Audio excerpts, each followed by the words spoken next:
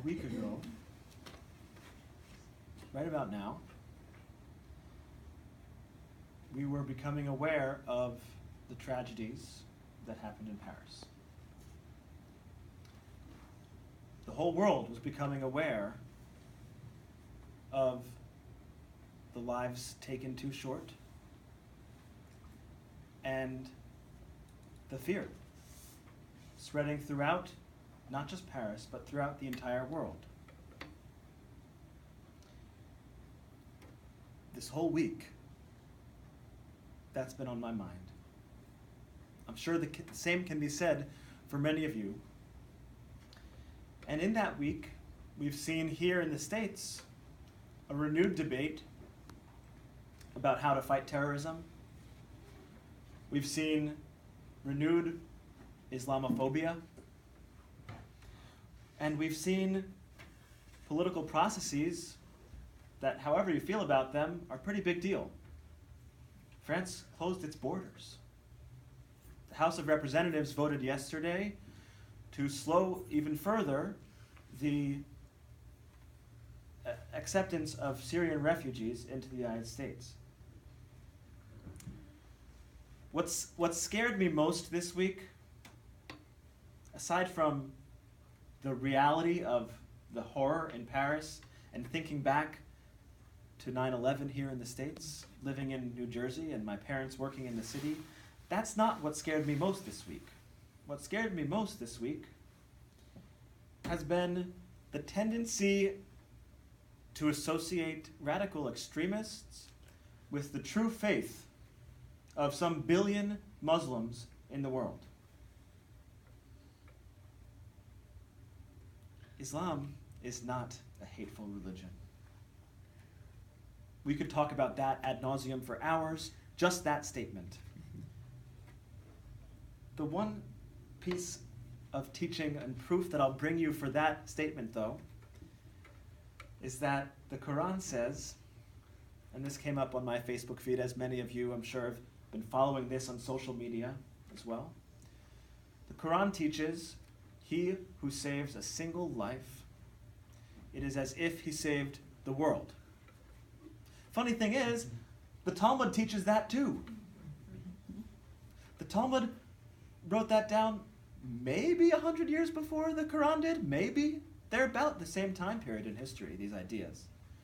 They're in our faith, they're in Islam. And true Islam, then, to me, is not a religion of fear.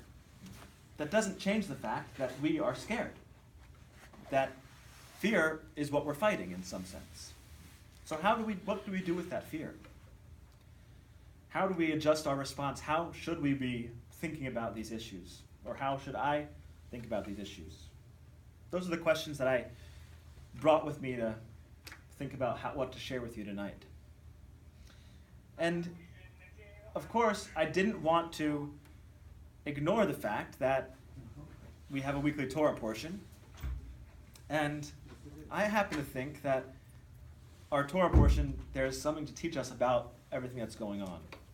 So I'd like you to hear me out, because it might take a couple steps to get there.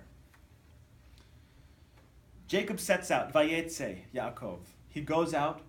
What's he doing? Where's he going out from? Well, he's going to run for his life, because he's just taken the blessing from his father that was rightfully his brother's, but had been sold. It's sort of complicated. He still had to deceive his father to go take the blessing, and now he's running for his life.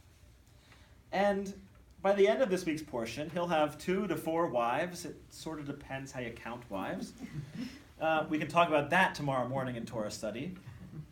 But the very beginning of this portion I talked about a little bit earlier tonight. You have these angels, this ladder. But that's not the part that I think teaches us something about what's going on in the world. The part that teaches us something, for me, is what Jacob does when he finally meets Rachel. His uncle's daughter, his family, someone with whom he already feels safe even though he's never met her. And what does he do? He meets Rachel, they're face to face, he kisses her. We don't know the content of that kiss, but he kisses her. And then Vayisa et kolo vayevk. He raises his voice and cries. Now, that phrase, Vayisa et kolo, he literally lifts up his voice. You can lift up something, Vayisa et kolo. So he lifts up his voice, perhaps in volume, perhaps in a physical sense, he lifts himself up and he just breaks into tears. We assume at first that it's tears of joy. And I think that's a pretty fair reading, considering that he's just met Rachel, who he'll grow to love and have children with, and so on. But I don't think that's the only way to read that idea. That phrase, Vayisa et kolo, he raised his voice and he cried. It's not unique to Jacob. We've heard this before. It sounds awfully familiar if we rewind 7 chapters. Except this time, when we rewind, it's not a man crying out, it's Hagar, Abraham's other wife. Hagar, whose name means the stranger, the one who resides with you. And when she is sent out, what does she do when she's praying for the life of her son? Vatisa et kolah vatefk. She raises her voice and cries this cry. So I think this phrase is meant not just to be, in Jacob's case, a hint of joy, but also of relief, of freedom from his desperation. He's desperate. He's scared. And what else can he do but let that out? But vent, but let himself raise his voice and cry. And cry that primal fear of uncertainty and let it go. Because he doesn't know what will come. He doesn't know if his brother is still out to get him. But he thinks he might finally be at a place where he can be safe.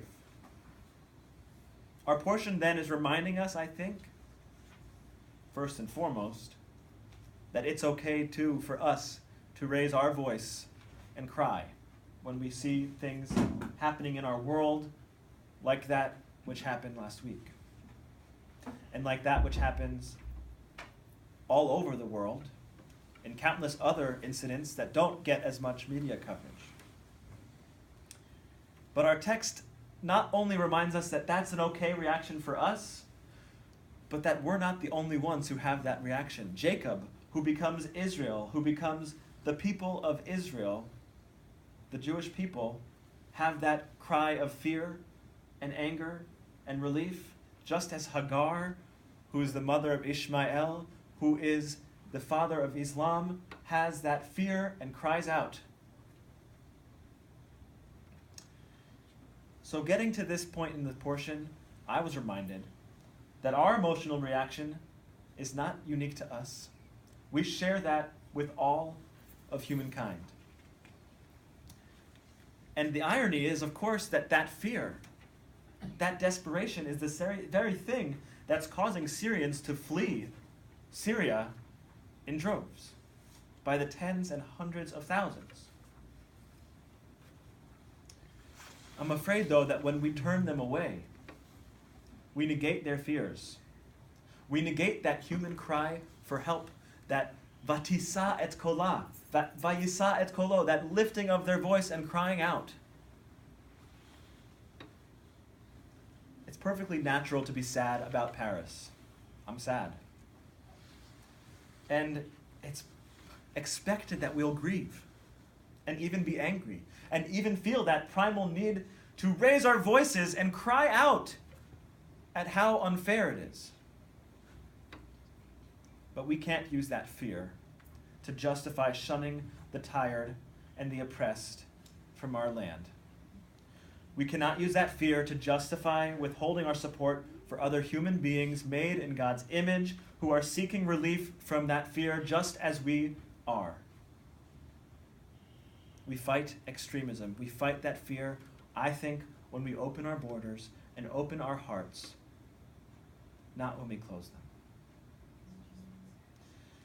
A Frenchman lost his wife last week, and his response that he posted online has now been watched by almost 10 million people.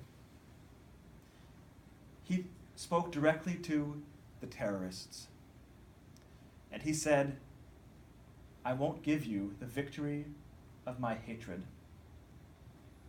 I won't give you that victory because my 17-month-old son is going to know a world where he has joy, even though he doesn't have his mother.